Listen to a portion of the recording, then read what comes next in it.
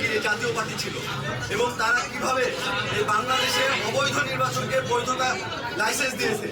সেই জাতীয় পার্টিকে জুলাই গণঅভ্যুত্থানের পরেও এই খুনিদের দোসরদের, খুনিদের সহযোগীদের এই বর্তমান সরকার, বর্তমান ইসি কিভাবে তাদেরকে বৈধতা দিয়ে প্রতীক বরাদ্দ দিয়েছে আজকে, এটা তীব্র নিন্দা ও প্রতিবাদ জানাই।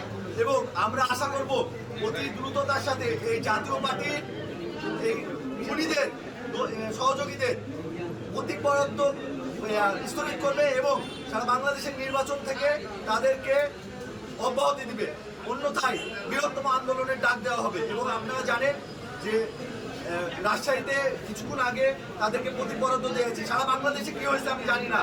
আমি রাজশাহীতে জাতীয় পার্টির যদি কেউ এই নির্বাচন ত্রয়োদশ জাতীয় সংসদ নির্বাচনে অংশগ্রহণ করে তাহলে বাংলাদেশের খবর আমি বলতে পারবো না, রাজশাহীতে কোনো জাতীয় নির্বাচন হতে দেওয়া হবে না।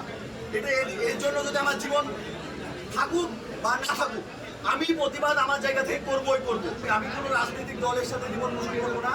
আমি একজন বাংলাদেশের সাধারণ নাগরিক হিসেবে আমি আমার জায়গা থেকে আমি প্রতিবাদ করছি এবং আমি বিশ্বাস করি সারা বাংলাদেশে যারা সচেতন নাগরিক আছে তারা বিগত সময়ে দেখেছে যে 17 বছর কিভাবে খুনিদের তারা মানে আশ্রয় প্রশ্রয় দিয়েছে, খুনিদের তারা লাইসেন্স দিয়েছে। তাদের নির্বাচন করতে দেওয়া হবে না, হবে না, হবে না। তাদের নির্বাচন বাংলাদেশের মাটি থেকে একবারে চিরতরে নিষিদ্ধ করতে হবে।